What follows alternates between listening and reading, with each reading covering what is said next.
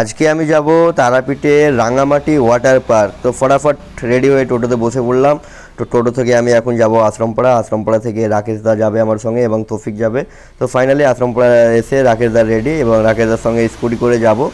তো আমি আজকে অনেক এক্সাইটেড যে রাঙামাটি ওয়াটার পার্ক প্রথমবার যাব গাইজ। ভিডিওটা দেখো শেষ পর্যন্ত, অনেক সুন্দর লাগবে, তোমরাও আসো। তো ফাইনালি দেখো রামপুরহাট আমরা ঢুকে গেলাম। তো রামপুরহাট ক্রস করে ফাইনালি আমরা তারাপীঠের চাকপাড়ার রাঙামাটি ওয়াটার পার্ক। হ্যাঁ গাইজ, তোমরা দেখতেই পাচ্ছ এটা ওয়াটার পার্কের ভিতরে আমরা চলে এসেছি।